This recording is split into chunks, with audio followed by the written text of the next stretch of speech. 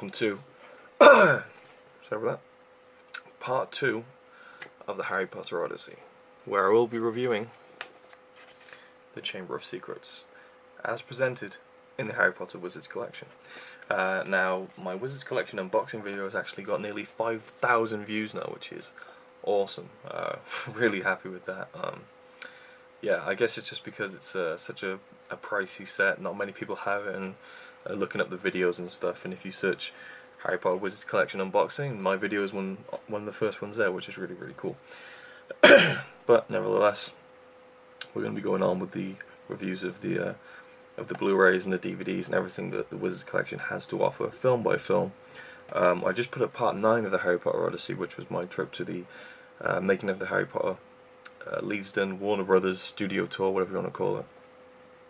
Where you get a tour around the set of Harry Potter and stuff. A lot of people watch that already and like that, so check that out. The link will be down there to all the previous installments and I guess future installments, because I put part 9 up before part 2, 3, 4, 5, 6, 7 and 8. But yeah, we're going to crack on now with the main part of this series, the films. I've already been talking too long, I apologise. So, the Chamber of Secrets. The film itself, I think it's just basically, it feels like it's just an extension of the Philosopher's Stone film. It's again directed by Christopher Columbus, and it feels exactly like the Philosopher's Stone, you know. And they actually started filming the Chamber of Secrets the Monday after the film premiered on the previous Friday, in I think it was November 2001. So they filmed it very close after the end of the Philosopher's Stone. So the kids look kind of the same. They look a tiny bit older, but not too much. Their acting has improved a little more. And yeah, it just feels very much like the first film in tone, direction, and feel, and everything. So the Chamber of Secrets, again, I don't want to go into the story too much in these reviews, because if you're watching this review, the chances are you've seen the films, you've read the books, and you know what the story's about. You just want to hear about the extras and stuff on the Blu-ray. But I can give you my take on the film. Oh, and before I do, this will probably be the main setup for the videos moving on. I did like to do it the other way around, with some natural light in the room, but I don't really get up that early due to work, and just because I always stay up really late, so I can never really get enough good natural light to set that shot up. And also it's been very grey and dark the past few days, so I've just been wanting to do this video, so I just conceded that I'm going to do it like this, and I can do it whenever I want then and get them out quicker, because I'm actually on the 4th Blu-ray now, so or the 4th film, so I really need to get these cracking out. So yeah, I got this in the background to kind of make it a bit more interesting. But anyway, Chamber of Secrets. Yeah, so Harry's back in Hogwarts again, second year, and this time the big focal point of the film is the Chamber of Secrets, which is a supposedly hidden chamber in Hogwarts Castle that has been opened again by Slytherin's heir, and everyone thinks it's Harry. So there's another dimension added into this, where for the first time Harry is being kind of cast out, but like people are starting to get a bit wary about him, and I think he might be Slytherin's heir because he can speak to snakes. He's a parcel tongue, and so some people are against Harry in this one, and that gets more stronger later on in different stories, books, films, and so I like that part of the book, especially that people were starting to turn against Harry a little. So that his friendship with Ron and Hermione was more, focused, and the bond was stronger between them. Now, new actors we got in this. We got Jason Isaacs as Lucius Malfoy, Draco Malfoy's father, and he's great. He's really great. I'm not sure if it's ever mentioned that he has long hair. I don't think it is. I always imagine him with short white hair. But he plays him very well. He kind of makes the character his own. And for once, I think I'm okay with that. I think he's great in the films. One thing I didn't like, and again, this is probably going to spoil things, but I'm assuming you've seen everything. Near the end of the film, when Harry kind of frees Dobby, if you will, and Lucius Malfoy turns around and he's like, it was over the top kind of thing. But as he's doing that, you can hear he's about to say Avada Kedavra, and it's just like, really? Because that definitely didn't happen in the book, and it wouldn't really make sense, you know, in any kind of form, that Lucius Malfoy would go to try and kill Harry right there and then, because obviously he handed Ginny Weasley, or slipped it into a cauldron, the Tom Riddle diary, You know, and obviously he must have had some inkling that Voldemort was going to come back, although I guess in the Goblet of Fire, I don't know, but it just seems to me a bit off that Lucius Malfoy would try and kill Harry Potter knowing that Voldemort is probably going to come back into, you know, probably have a resurgence and want to kill him himself. So it seemed very weird, and also that he would do that in Hogwarts, just kill a student, you know. For losing him his house elf, I don't think so. That's one of the only things I can say that was really like a downside to this film. It's only a very small beat of the film, but it always bugged me a little. And yes, Chris Blue, if you're watching this, I have got a hairband in, and feel free to comment on that if you want. Yeah, so the other new actors, we got what's his name, Kenneth Branagh, or Branagh. I don't know, people were saying it differently in the special features. Or I always just thought it was Branagh. He plays Gilderoy Lockhart, and he is just perfect. I imagine Lockhart a little younger, and again, I always, you know, it's never going to be perfect, but apart from that, wow, he's just so, he has the character from the book perfect. Just the way he talks, even, it's just brilliant. He's just such a good, smug kind of idiot, really, you know. It's just like, oh, it's a shame, you know, if I'd only just got here earlier, and you're just the countercurse that could have saved him. Like, he's brilliant. And there's a bit in the special features as well where you you hear him going on further than in one particular scene where he's just kind of boasting about himself, and it's just brilliant. He was really great, a real highlight of the film. And I don't know who the actor was who played Tom Riddle towards the end of the film, but he was very good. I thought he did a good job. This film, it captures some of what I really liked about the book, and that's how scary it was. Like, when I read that when I was a kid, that scared the hell out of me. Just the idea of this monster, you know, coming out at night and basically like killing people, not killing people, but like, you know, shocking them into a state of shock where they couldn't move, and, you know, basically just in suspended animation. But if they had properly seen it, they would have died. It's a very old kind of mythical kind of power that, you know, creatures have had, that, you know, if you look into their eyes you die, especially the basilisk in this film, in this story. And it always just really creeped me out, the idea that you couldn't look something in the eye because it would kill you on sight. And then that bit near the end where Ginny Weasley's been taken down into the Chamber of Secrets, and it's written on the wall, you know, the writing on the wall is her skeleton will lie in the chamber forever. That just gave me like bad goosebumps when I was a kid, just reading that line. It's so creepy, you know, and you're starting to get a sense that things are going to be a lot darker than they were in the Philosopher's Stone. And there are a little couple of dark moments in the Philosopher's Stone, but I think you really get to see near the end of the Chamber of Secrets, or I think again more so in the books than the films at this point, that things are going to get darker in the future, you know. But there's still a lot of light-hearted stuff, you know. The whole car ride, the flying car ride at the beginning of the film was great. Of course, they've added stuff for the film to make it more visually interesting, which was cool. I had no problem with that. And the whole thing on the bridge, and Rupert Grint just really comes into his own in this film. Like, in the first film, he's just kind of going a lot, you know, but in this one he got some more facial expressions to it. He added some more facial expressions into his repertoire, especially the scene where the train's behind them. And he's perfect. It's just classic comedy, you know. I wouldn't see Rupert Grint out of place in any kind of classic British sitcom, to be honest. Very, very cool. Yeah, and I think that the kids, you know, I think they're on the same level as they were acting wise as Philosopher's Stone. And I got no problem with them, you know. People always rag on them on the forums, on the internet and stuff, that the acting was terrible in the early films. I don't really think it was, you know. I mean, there are bits where you can tell that they're acting, if you know what I mean, and it doesn't feel very natural, but you just got to kind of go along with it, you know. They're kids, and it never really takes me out of the story and takes my enjoyment away from anything. Richard Harris as Dumbledore, just going to give a mention to him because this was his last film as Dumbledore. He only did 2, Philosopher's Stone and Chamber of Secrets, and there's a very touching story in the special features on this. And it was Chris Columbus, the director. He went to see Richard Harris when he was in hospital. He became very ill while they were editing the Chamber of Secrets, so he never got to see the finished film. Chris Columbus visited him in hospital, and Richard Harris says, "You better not think of replacing me." And Chris Columbus said, "How could we ever replace you?" And then he died 2 weeks later, which is just, it's heartbreaking. He was a very old man though, and you know, it sounds harsh to say, but it wasn't like he left too soon. Like, I think he was in his like late 70s or something.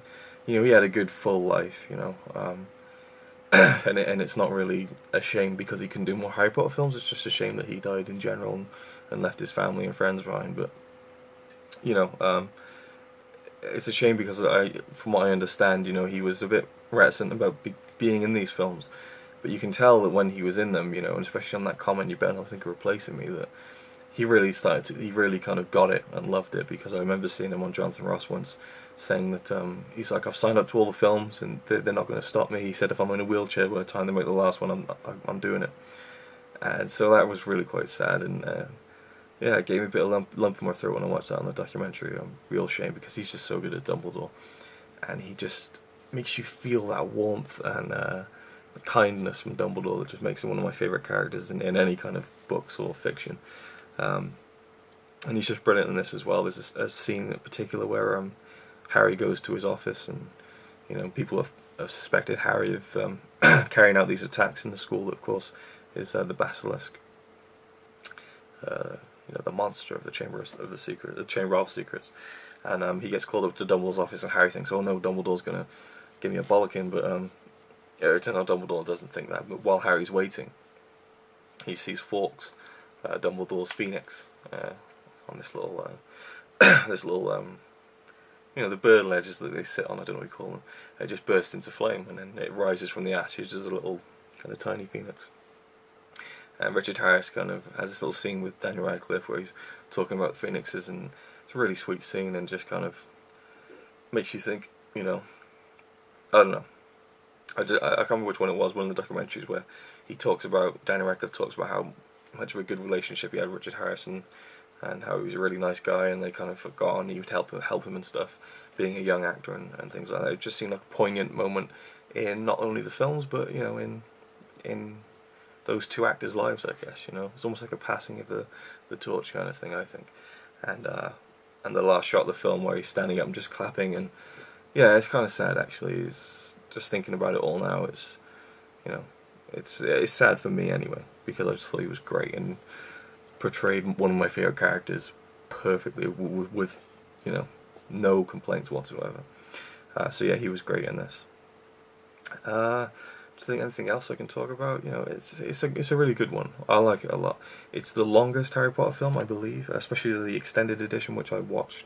The extended edition doesn't really add too much. It's just kind of extensions of scenes and stuff. I can't remember offhand. It's been quite a few weeks, unfortunately, but the extended version is on the Blu-ray, so we get that as well, which is really good. Now, I watched the extended version, then I watched the theatrical version.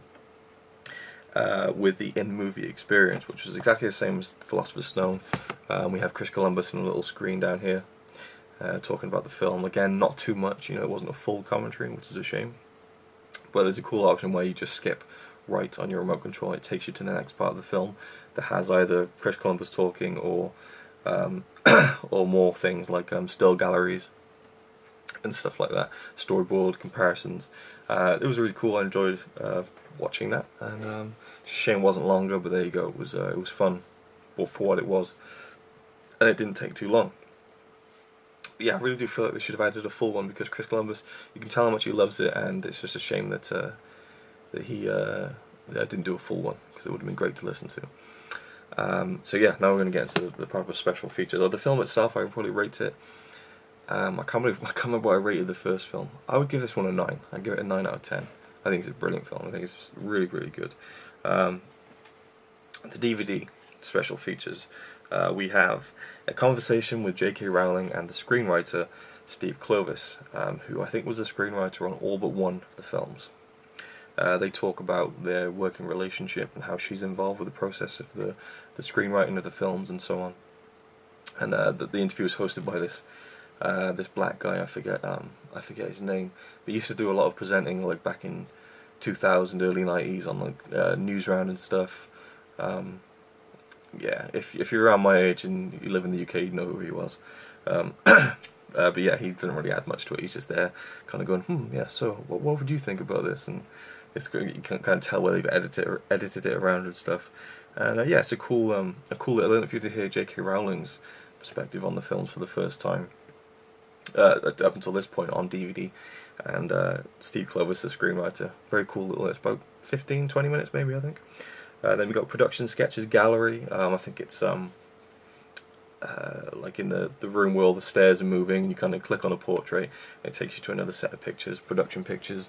You get to see how like Dobby was made, like the production sketches and stuff, concept art, and you know, the Cornish pixies, things like that. Really cool. I enjoyed them. Build a scene. You kind of pick pictures, and then you can kind of like develop them, and then and then you just watch like a sequence of pictures, and it was cool. I tried it out just for the sake of being completist and getting everything I can from these, but it wasn't that great. I guess it's fun for kids. They can play around with that for quite a while.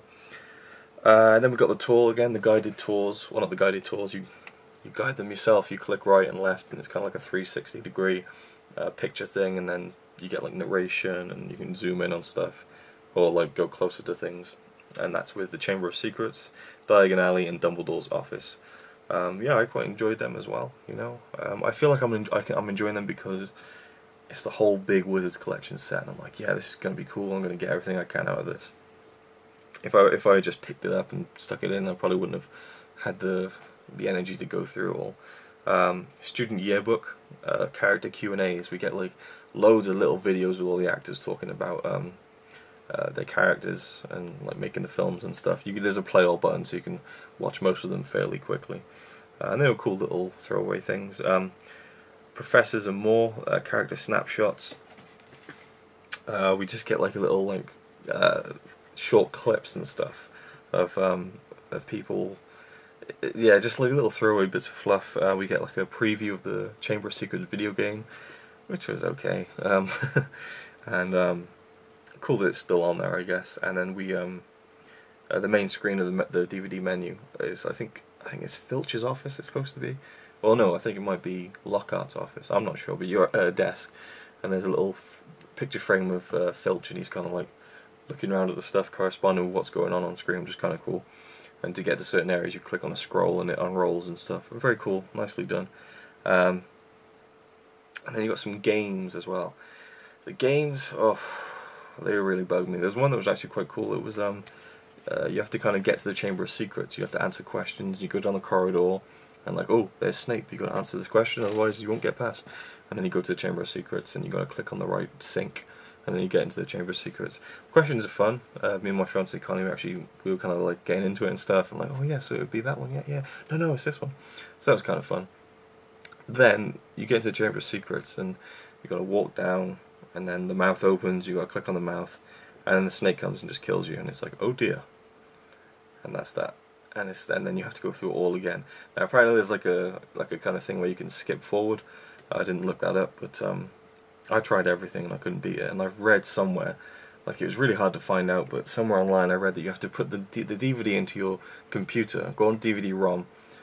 When the snake comes, pause it, type in forks, and then you can like unlock a special scene or something. I don't know. I haven't got the time or effort to do that really, but it seems a bit convoluted to me, especially for kids, to kind of do that. But I don't know if that's true either, by the way, but you could try it out maybe, let me know, on the Chamber of Secrets special DVD, special features.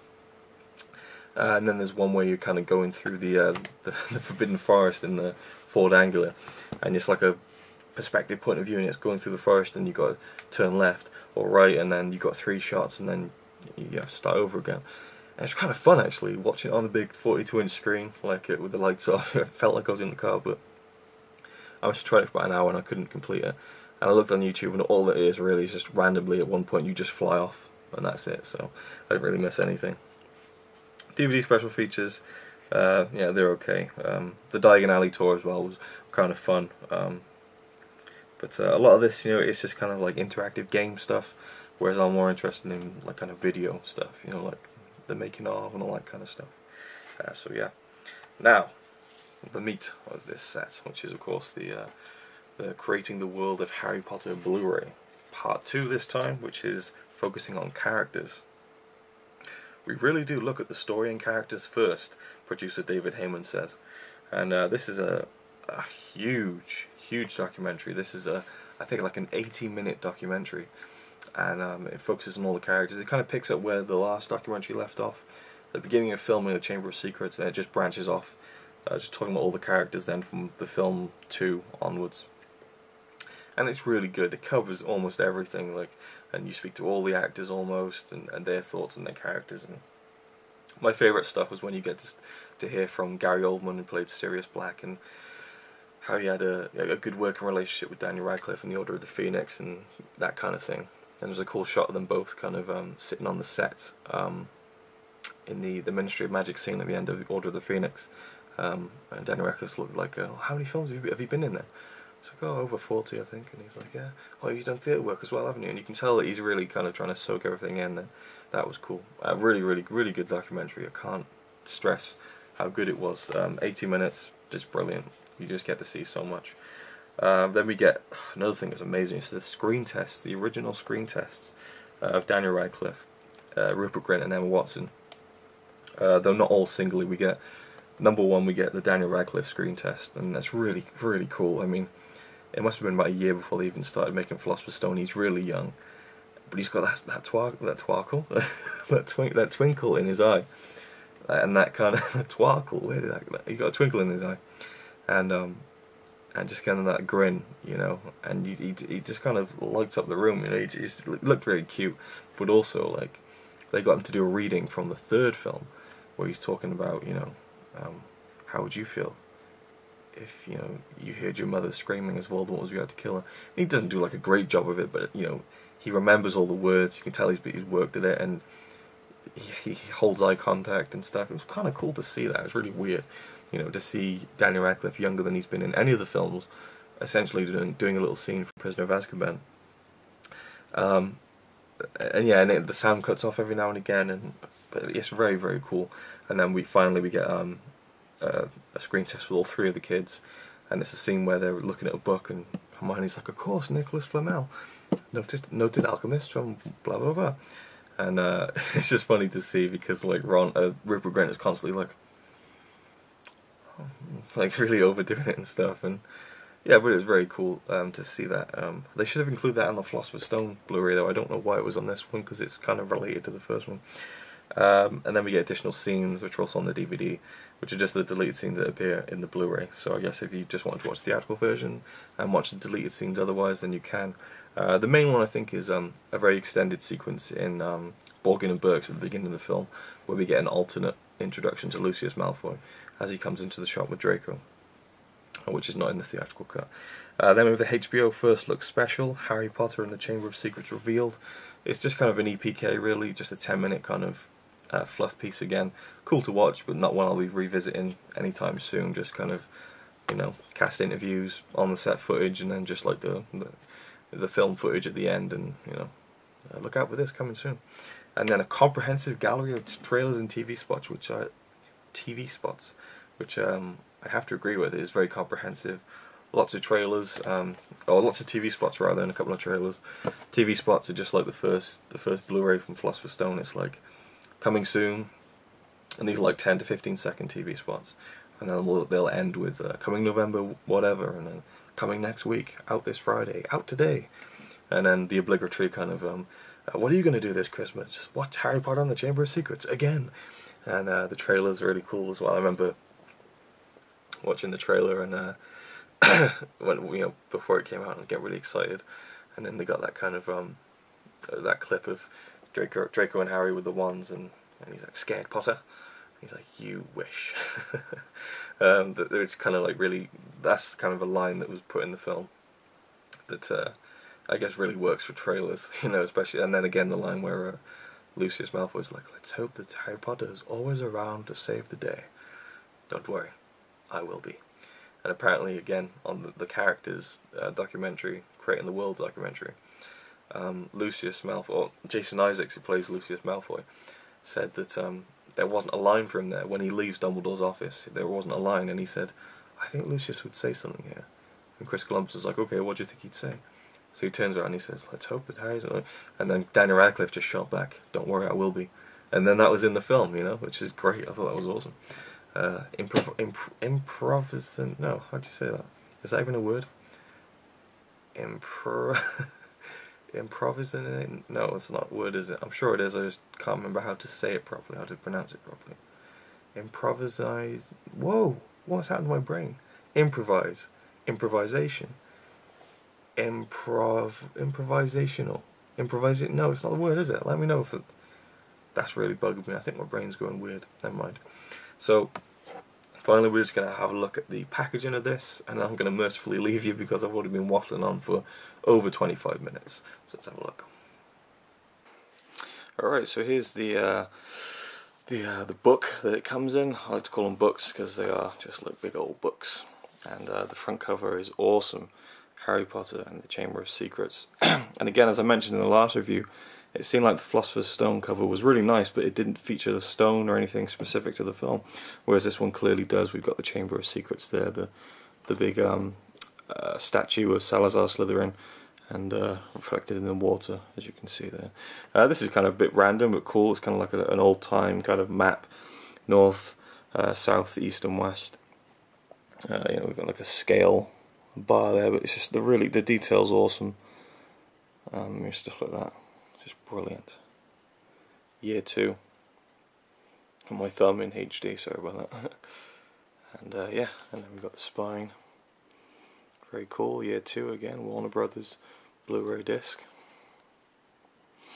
And on the back there, that's again just continuing the theme. Got a ship there. And again, it seems quite random, but it's really cool, I think. And, I really like the fact that we got the chamber there. Very, very cool. So we open it up here, the first page. We got Harry Potter and the Chamber of Secrets. We got the summary of the film, the synopsis, Blu-ray, the movie, both theatrical and extended version, and the in-movie experience. And there's the disc there. And of course, the artwork continues on the inside. If I can, no, I can't. And the artwork continues on the inside there. Really nice stuff. And then on the second page, again we've got a slightly different colour shading for the DVDs. DVD theatrical version, picture the 3 main kids there. And then the DVD special features from the original DVD.